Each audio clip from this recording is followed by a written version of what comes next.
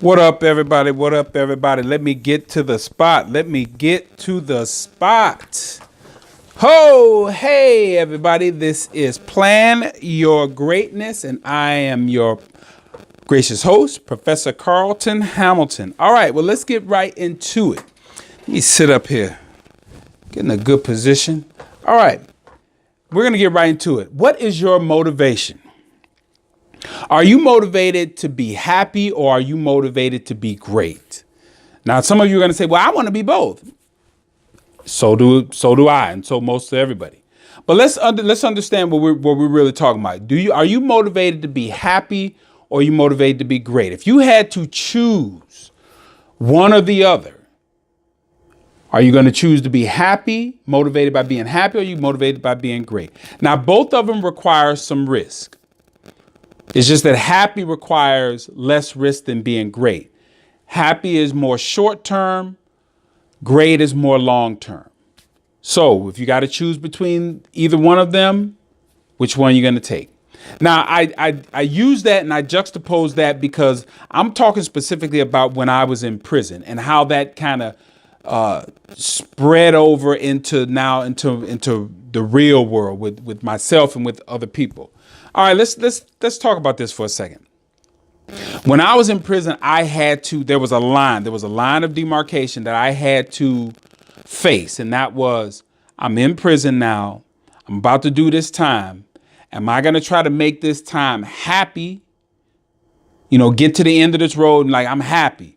Or am I going to get to this end of the road and I want to be great? Because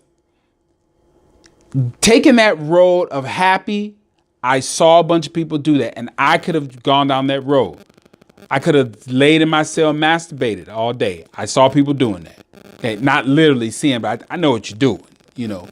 I could have been smoking cigarettes all day. I could have been chasing that weed, figuring out how to get it in the yard. I could have been chasing that heroin. I could have been trying to get tattoos all up and down my body, all up on my neck and all the other stuff. I could have been playing cards. I could have been playing chess. I could have been trying to get at the female guards because I saw people doing all that. So in each instance, I saw a person doing that. And I saw it. Now, of course, I masturbated. I mean, I'm male, okay? I didn't smoke any cigarettes. Never have, never will. Never smoke weed, on a regular basis. I don't do it now, okay? Never touch heroin. Didn't get a tattoo.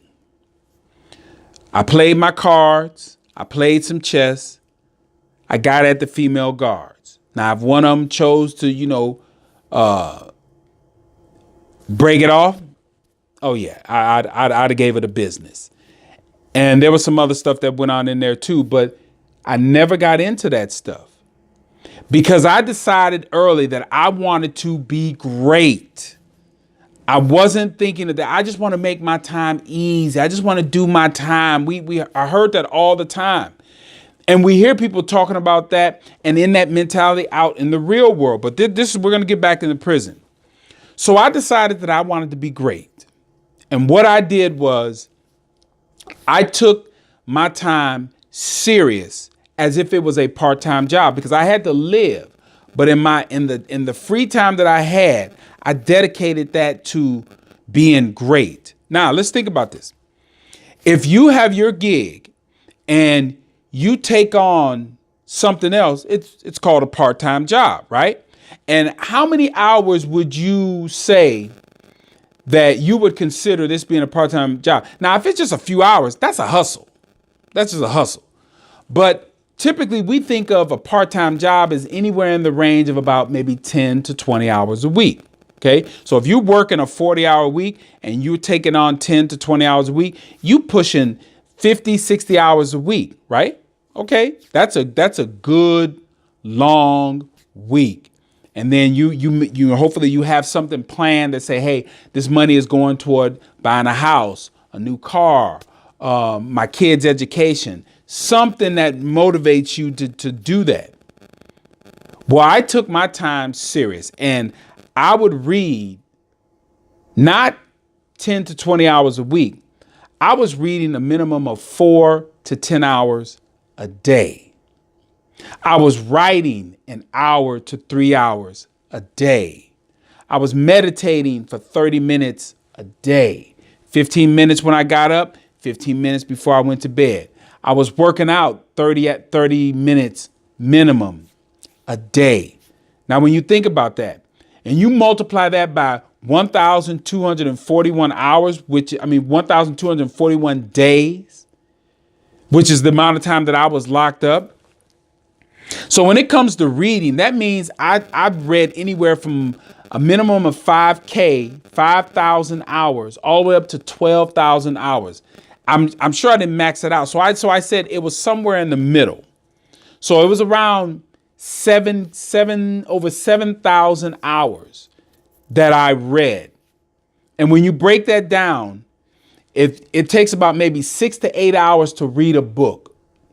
Now, nowadays, you could read books a lot faster than that because you've got audiobooks and all the other stuff. Because what I do is I read about a book a week, and I do it mostly through audiobooks. And what I also do is that I take the audiobook and I put it on either my phone or my computer, and it's playing in the background. And what I do is I 2x it. Instead of the person just talking at the normal speed, I have it twice the speed. And then I'll listen to that book over and over and over and over and over and over and over again for a week. So for 7 days, I am listening to that book on a loop, and I'm picking up different stuff. This is why I have so many different topics and stuff I can cover, is because I'm constantly being fed by other books. And when I got to ASU, now let's back up for a second. That means I probably physically read in prison, close to 1,000 books. 1,000 books. So this is why when I went to ASU, why I didn't have to purchase any books while I was a student at ASU, because I would go into the bookstore and I would start looking through the book for class, and I would look back at the bibliography and see what research that book was done with. And I'd go, oh, I read all that stuff. So there was no need for me to buy the book. And I would be sitting in class with 0 book, and I still aced the classes. And so that's why I didn't have to buy anything. But here's what I'm getting at. When you decide, you say, okay, I want to be happy or I want to be great. When you choose to be happy, very short term. And if I had chose to be happy in prison, it would not have carried out into the world. I would have basically walked out those doors with what I walked in with. But because I decided to be great, this is why I'm making this video right now, because I fully believe this. If you are going to tell yourself that you are going to be doing what makes you happy all of the time, that is a lie. You are lying to yourself. OK, that's not reality. And to me, that sets you up for failure, because everything that you do about being great is not always going to make you happy. And I use this relationship I had in this as an example. I was dating this girl years ago. We've reconnected and we're friends on Facebook. But we were dating when she was in college. She was going to be a CPA. So she was taking accounting classes. This girl was about her business to the point where I had to go over her house and basically sit in the cut in the background while she was studying. And I was all for that.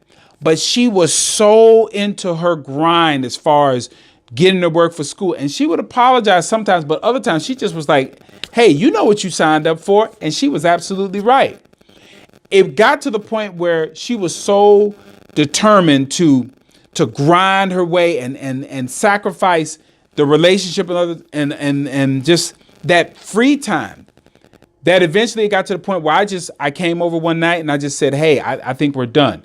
This just isn't working out. And as I look back at that was super duper immature and selfish of me not to look at what she was doing, because what I didn't recognize, I wanted to be happy. Because there was things in my life that I was not happy about. I wasn't happy about myself. I was insecure about myself, watching somebody grinding to get where she was going.